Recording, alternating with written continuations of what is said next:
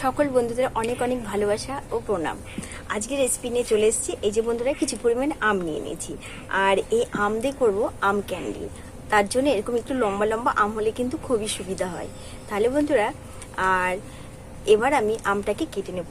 আর এই আম ক্যান্ডিটা খেতে কিন্তু দারুণ লাগে। আর উপকরণ মনে করো কিছুই লাগবে না, সামান্য দুটো উপকরণেই কিন্তু হয়ে যাবে। এবার তাহলে বন্ধুরা আমটাকে কেটে নেব। আর একটু কাঁচা কাঁচা টাটকা আম নেবে, তাহলে ক্যান্ডিটা করতে খুব ভালো হয়। আর লম্বা আমে কিন্তু ভালো হবে, ধরতে সুবিধা হবে, খেতে ভালো লাগবে।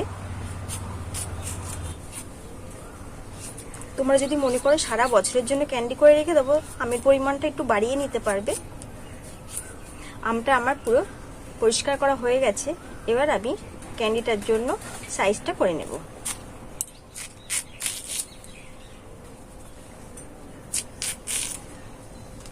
এই দেখো বন্ধুরা, এই আমের এখনো কিন্তু আটি হয়নি।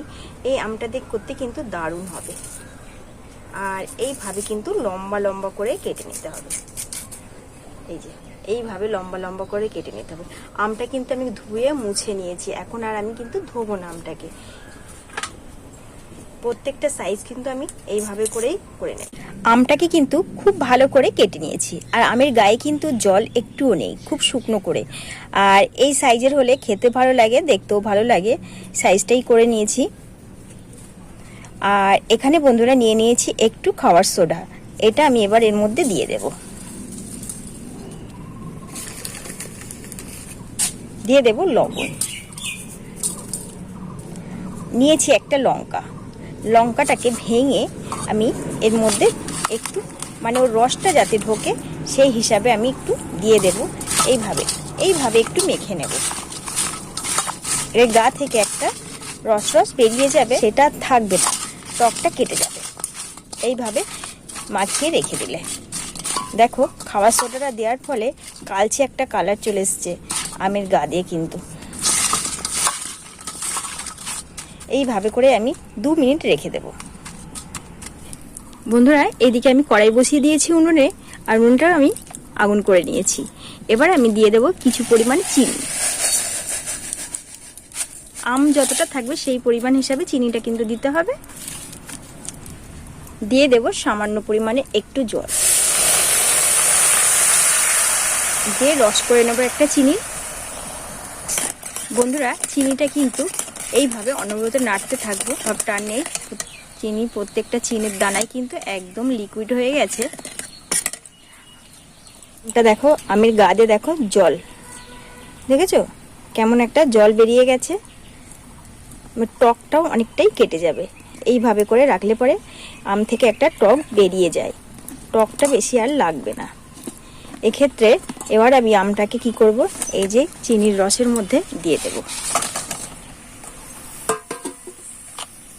চিনির রসে দিয়ে আমি এইভাবে করে অনবরত এটাকে নাড়তে থাকবো।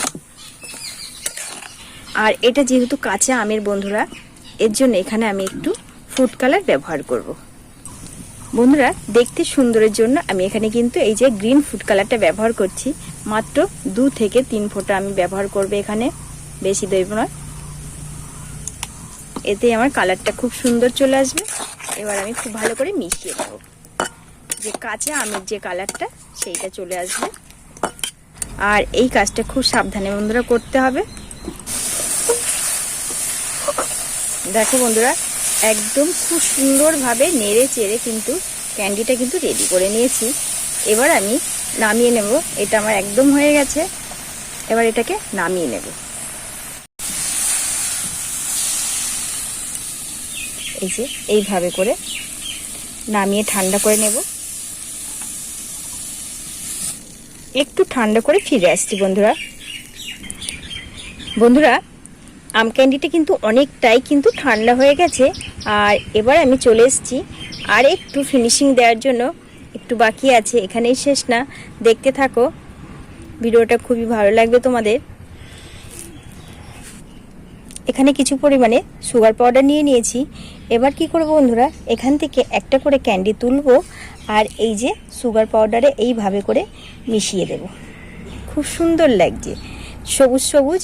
আর এটা খেতেও কিন্তু ঝাল ঝাল মিষ্টি মিষ্টি টক টক দারুণ লাগবে খেতে। এইভাবে করে তোমরা কিন্তু বছরের পর বছর সংরক্ষণ করে রেখে দিতে পারবে। আমি প্রত্যেকটাই এইভাবে করে আমি দিয়ে দেব, চিনি সুগার পাউডারের সাথে মিশিয়ে নেব একটা একটা করে। এখান থেকে এইভাবে করে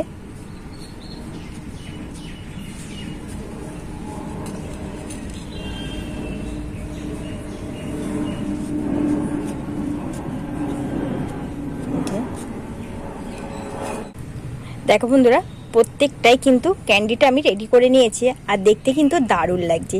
এইভাবে কিন্তু আমরা বছরের পর বছর সংরক্ষণ করে রেখে দিতে পারি। বন্ধুরা, আমার এই আম ক্যান্ডিটা তোমাদের কেমন লাগলো অবশ্যই কমেন্টে জানাবে। কিন্তু খেতে কিন্তু দারুণ লাগে, ঝাল ঝাল টক টক মিষ্টি মিষ্টি দুর্দান্ত লাগে।